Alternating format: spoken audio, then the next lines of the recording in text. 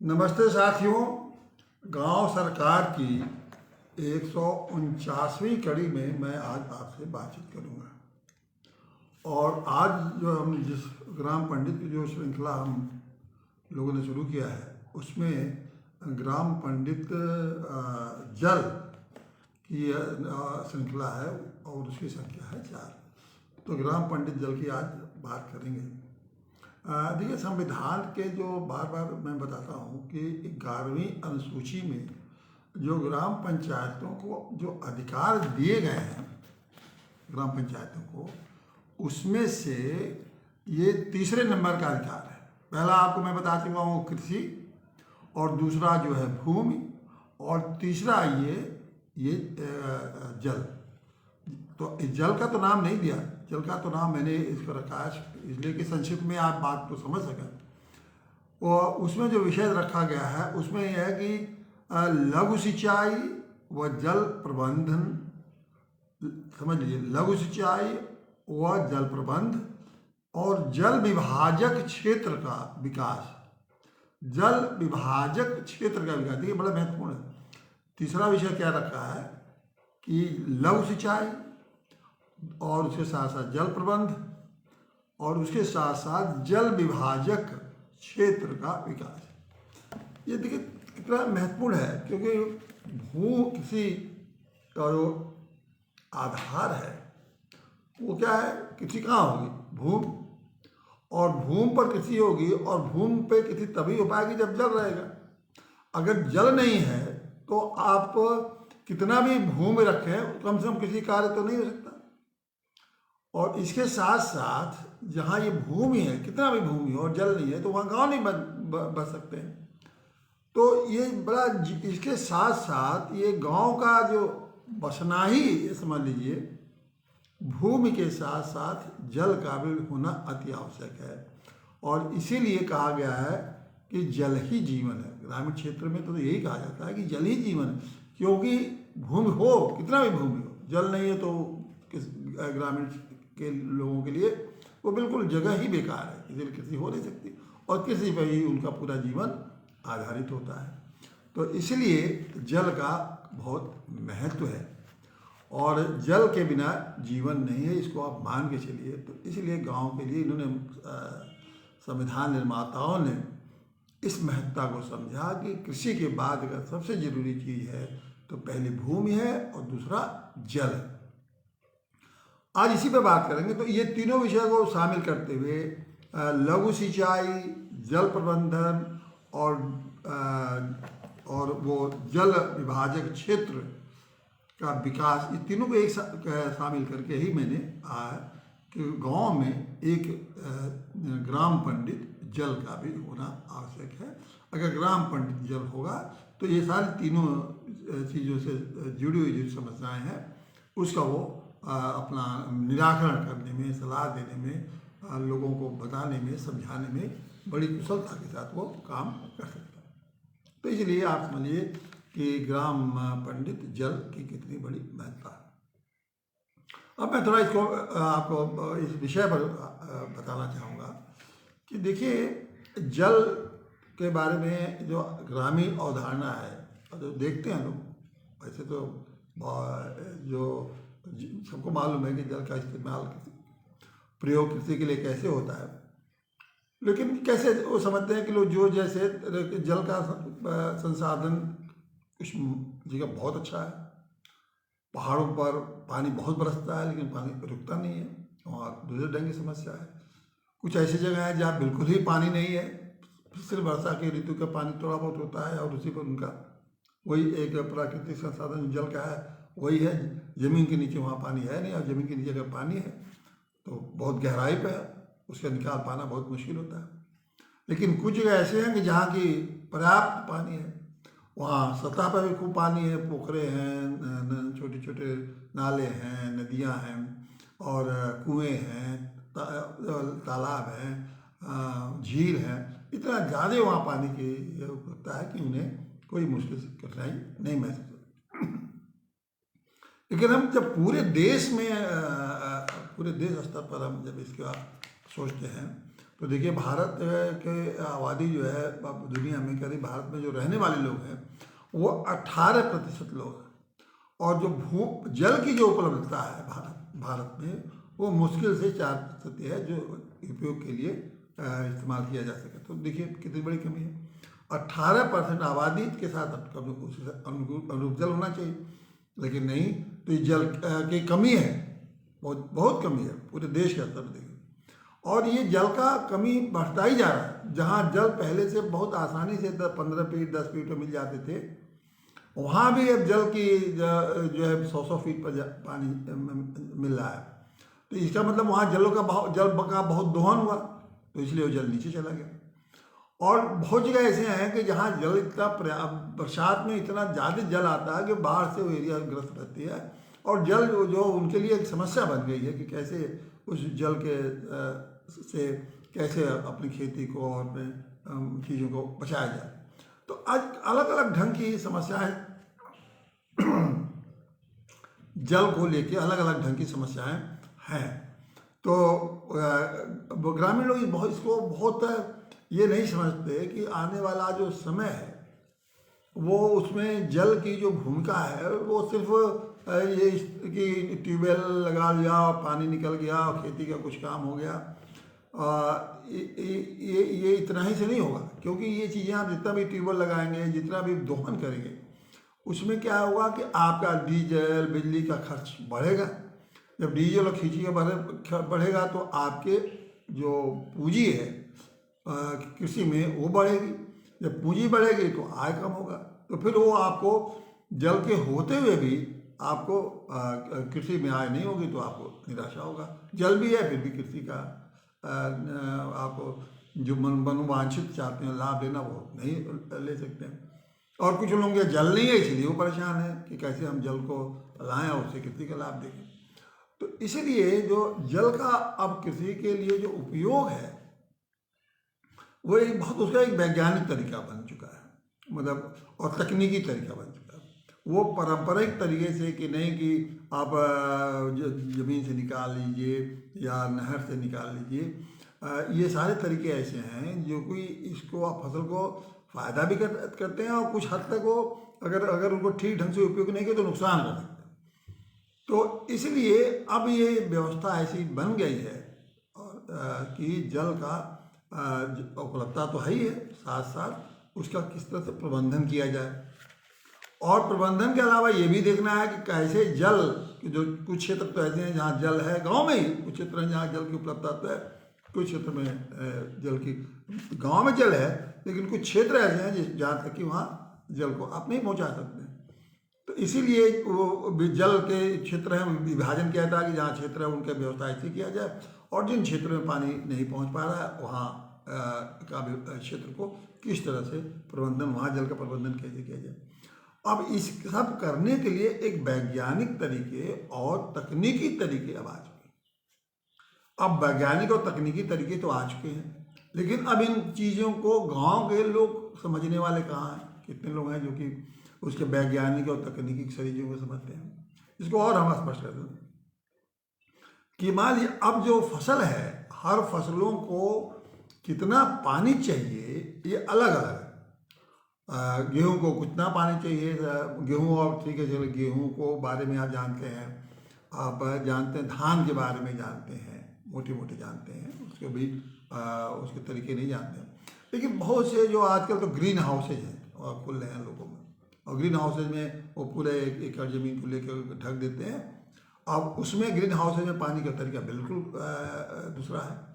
वहाँ पानी कभी छिड़काव से दिया जाता है पत्तियों पे, लेकिन ज़्यादातर से जड़ों में पानी दिया जाता है।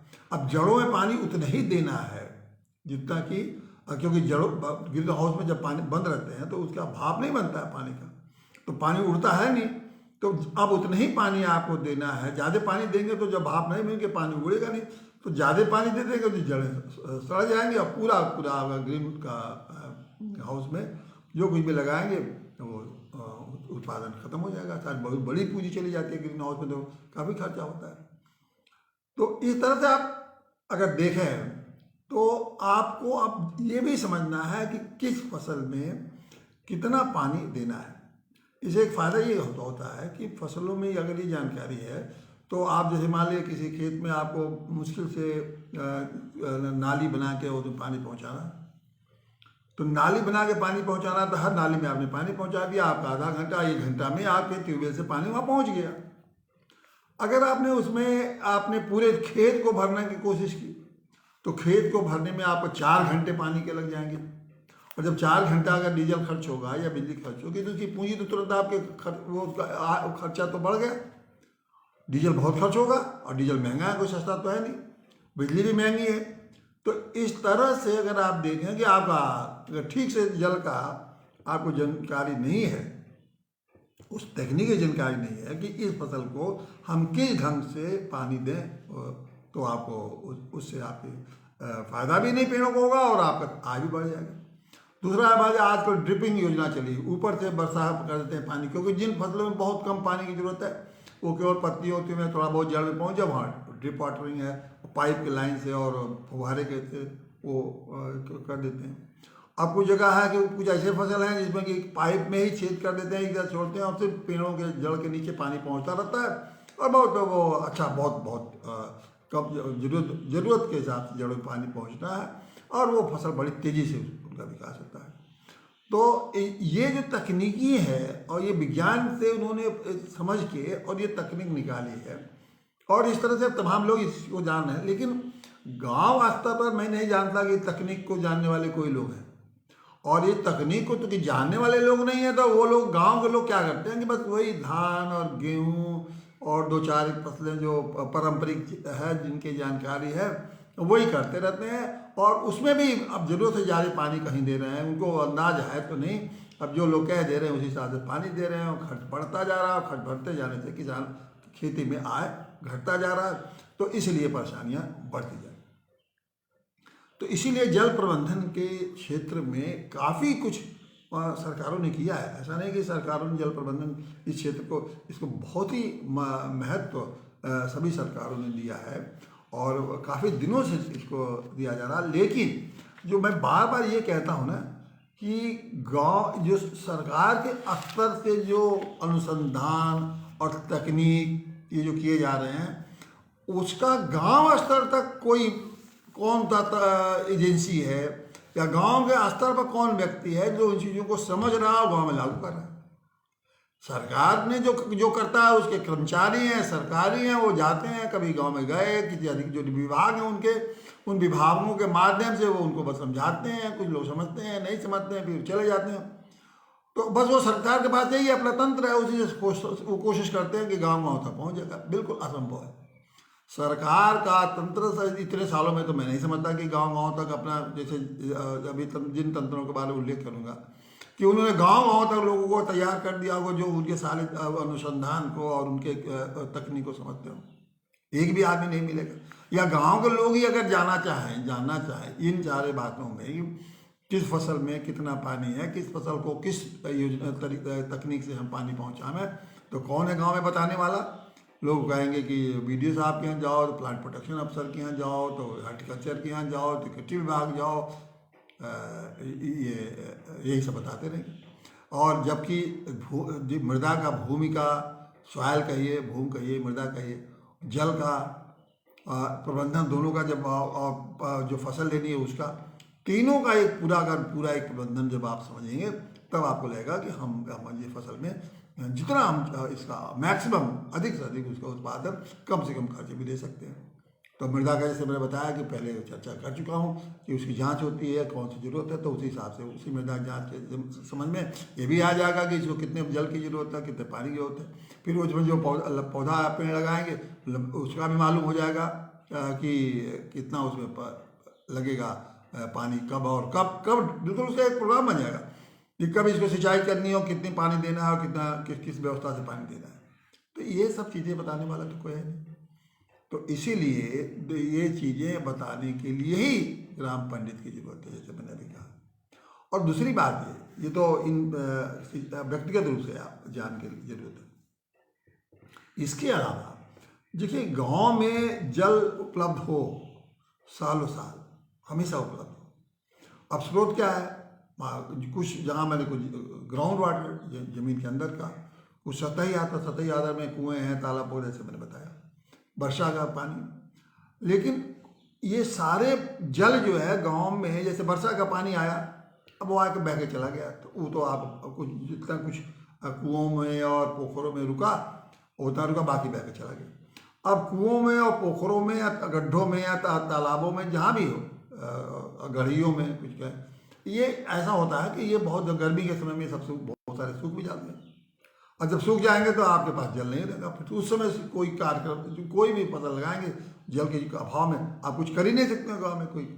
जबकि अगर जल हो तो उस 12 महीने आप खेती का काम ले सकते हैं, कोई ना कोई फसल आपको उपलब्ध है जो कि 12 महीने आपको उत्पादन उससे हो सकता है, और ऐसा आप चक्र बना लेंगे। लेकिन जब जल ही नहीं रहेगा तो आप छोड़ देंगे और खेत बेकार पड़े रहेंगे।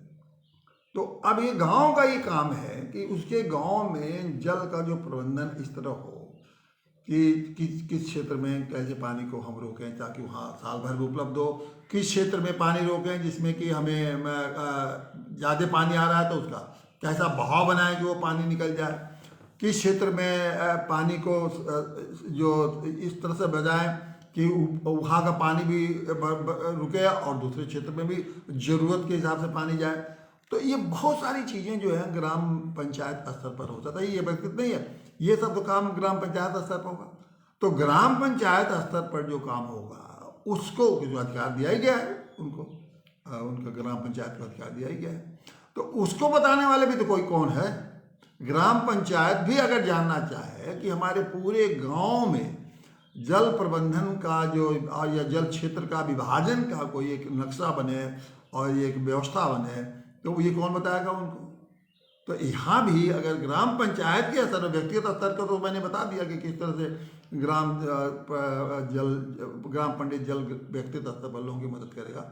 उसके अलावा पूरे ग्राम पंचायत का, पूरे गांव के जल प्रबंधन, अगर वो जल क्षेत्र को रखना है कि सब 12 महीने जल वहाँ संचित रहे और उसको कृषि के लिए उपयोग किया जा सके, तो इसके लिए कोई ना कोई तो बताने वाला होना चाहिए। तो ये भी नहीं है कोई, तो देखिए न ग्राम पंचायत को कोई राय मशविरा या उसके के रूप में है और न ही व्यक्तिगत रूप से कोई है।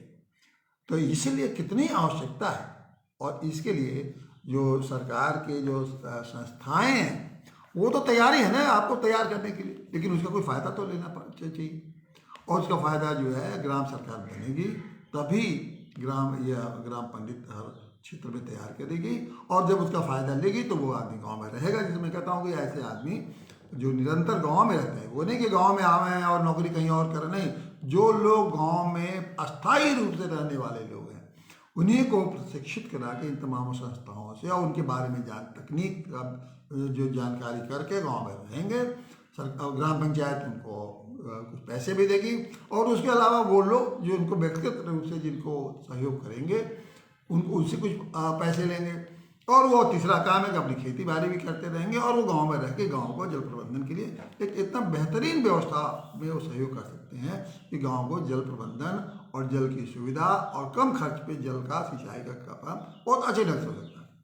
अब मैं उन संस्थाओं के बारे में आपको बताऊं जहाँ की ये जल प्रबंधन के प्रशिक्षण, उनके अनुसंधान और उनकी ट्रेनिंग और ये सारी चीज़ें होती हैं उन संस्थाओं, ताकि आप जाने कि सरकारें ने तो अपने स्तर से सब कर लिया है, लेकिन ये गांव पंचायतों ने उसका लाभ नहीं उठा रही हैं। और ग्राम पंचायतें इसलिए नहीं लाभ उठा रही हैं, ग्राम पंचायतों को अधिकार तो दे दिया गया, लेकिन ग्राम पंचायतों को सरकार के जब तक अधिकारी और कर्मचारी उन्हीं के माध्यम से जो कुछ होता है, और सरकारी कर्मचारी तो वो अपना गांव को लूटने आते हैं, उनसे कोई गांव का कोई विकास और गांव के लोगों का उत्थान और गांव के लोगों का संपन्नता से कोई लेना देना नहीं है। उनकी अपनी नौकरी करनी है, नौकरी करके तनख्वाह लेना, तनख्वाह की जो भारी कार्रवाई करनी होता है करके वो चले जाएंगे। तो इसलिए मैं बता रहा हूँ कि ये तो इस पर गांव को ही सोचना है, गांव को ही तैयार करना है अपने लोगों को, और अपने लोग जब तैयार हो जाएंगे तो उनको तो उसी गांव में रहना है, हर तरह से उसको गांव के अपना भी आगे बढ़ाएंगे, लोगों को आगे बढ़ाएंगे, पूरे गांव को आगे बढ़ाने में पूरा तत्पर रहेंगे। तो अब एक देखिए सबसे बड़ी जो संस्था है वो जल एवं भूमि प्रबंधन संस्थान है, राष्ट्रीय स्तर का ही संस्थान है, और ये सब जुड़े हुए हैं कि राष्ट्रीय जल मिशन है, एक राष्ट्रीय जल मिशन है। फिर केंद्र स्तर पर है जल शक्ति मंत्रालय है। फिर जल संसाधन के लिए राज्यों में, हर राज्य में कोई न कोई समझ लीजिए कि मंत्रालय है, किसी न किसी नाम से। राज्यों में भी जल मंत्रालय का मंत्रालय भी है। अब ये मिशन है राष्ट्रीय जल मिशन, और ये जल भूमि संस्थान के अलावा भी एक हर भारतीय कृषि अनुसंधान केंद्र, जो दिल्ली का जो सबसे बड़ा है कृषि के क्षेत्र में अनुसंधान करता है, उसमें भी उन्होंने जल प्रौद्योगिकी केंद्र खोल रखा है। और जल प्रौद्योगिकी केंद्र मतलब जल संबंधी जो टेक्नोलॉजी है, प्रौद्योगिकी है, उसका वो अनुसंधान करते हैं और गांव-गांव तक उनको पहुंचाने की वो सलाह देते हैं, मशवरा करते हैं और लोगों को बताते हैं कि वहाँ से किसानों तक ये चीज़ें पहुँच जाए। और ये ये सबसे बड़ा ये जो जल संसाधन, जल और भूमि प्रबंधन संस्थान जो है, इस कहाँ है, इसको मैं आपको बता दूं कि इसके 16 केंद्र हैं भारत में। और एक पहला केंद्र है, मतलब विभिन्न नामों से हैं, कहीं नाम थोड़ा बहुत अंतर है, लेकिन इसकी करीब 16 जगह पे है। जो पहला है औरंगाबाद में है, भोपाल में है, हैदराबाद में है, भुवनेश्वर में है, पटना में है, आनंद में है, कटक में है, कोटा में है, तिरुचिपल्ली में है, लखनऊ में है, धारवाड़ में है, नोएडा में है, तेजपुर में है, कोझिकोडे में है, अमृतसर में है और कुरुक्षेत्र में। अब बताइए, उत्तर प्रदेश में 2 जगह है, नोएडा में भी है और लखनऊ में भी है। तो यहाँ लोगों को, अधिकारियों कर्मचारियों को साथ साथ जो ट्रेनिंग वगैरह दिया जाता है, उसके अलावा भी ये जो किसानों के प्रशिक्षण के लिए कैसे किसानों तक इस बात को पहुँचाएगा, उनके लिए भी प्रोग्राम किए जाते हैं, ब्लॉक स्तर पर, जिले स्तर पर और तमाम जगह स्तर पर किए जाते हैं। और जल संसाधन मंत्रालय के भी जो तमाम कार्यक्रम है वो गांव स्तर पर, जिले स्तर पर, ब्लॉक स्तर पर कभी कभी करते रहते हैं। लेकिन इससे वो सीधे पूरा का पूरा गांव जुड़ा हो, ऐसा मैं कहीं कभी नहीं देखा। और गांव में तो है ही नहीं है कि जिससे कि आप ले सकें। तो इसीलिए ये कितना महत्वपूर्ण है आप समझ लीजिए। अब मैं बताऊं कि अगर गांव सरकार रहती तो तैयार करते, ये जितने जो सरकारी योजनाएं हैं सब आप जानते हैं, आजकल तो वेबसाइट पर सब उपलब्ध हैं। आजकल सारी योजनाएं आपको इंटरनेट पर आप उपलब्ध हैं, आपके फ़ोन पर हैं, आपके मोबाइल उस पर लैपटॉप पे हैं, या आप जहाँ भी चाहिए आपको, अब तो सब कहीं से बैठ के आप दे सकते हैं। अगर इन योजनाओं के बारे में कहाँ प्रशिक्षण लेना है, कैसे जाना है, कब आना है, ग्राम पंचायत 1 को 2 की जैसी जरूरत होती, 1 को या 2 को ग्राम पंडित हर विषय पर तैयार करे और उनको आर्थिक अपने पंचायत अपने खर्चे से उनको जगह जगह ट्रेनिंग करावे, और फिर वो ट्रेनिंग करके जब आवे तो उनका उपयोग करें। तो आप देखिएगा कि ये कितना आसान गांव के लोगों के लिए, कहीं नहीं जाने की जरूरत है, सारा का सारा वही हो जाए। और ये जो ग्राम पंडित बनेंगे, ये अपने तो बनेंगे ही, कितने को और तैयार कर देंगे। तो पूरा एक माहौल, एक जो विज्ञान की और तकनीकी कृषि की जल प्रबंधन के लिए एक तैयार हो जाएगा। लोगों की मानसिकता बदल जाएगी। जैसे मैंने कहा ना कि भूमि के बारे में जब मैं बात करता था, मृदा की जांच के लिए एक अलग से अपना लैब खोल लीजिए। उसी तरह से एक जल प्रबंधन के समय में जितनी तकनीक है, कहाँ पाइप लगेगा, कहाँ पाइप से होगा, कहाँ तमाम उसके अगर उसकी टेक्नोलॉजी आप करेंगे तो बहुत से छोटे छोटे मशीनें लगेंगी। वो सारी मशीनें गांव में आपको उपलब्ध हो जाएगा। उसी जल जो ग्राम पंडित जल है, वो छोटी छोटी तमाम मशीनें भी अपने पास रख लेगा और उस मशीनों से भी अपना भी आय करेगा। कुछ लोगों को और कहेगा कि भाई आप भी ऐसा करो, अपने छोटी छोटी मशीनें रख के उसे आप क्या। तो ये रोजगार का इतना अच्छा साधन भी गाँव में तैयार होता चला जाएगा। और लोगों को जरूरत तो है ही है, क्योंकि लोगों को इसलिए जरूरत है कि जैसे इसका उपयोग करेंगे तो उनका श्रम भी बचेगा और पैसा भी बचेगा।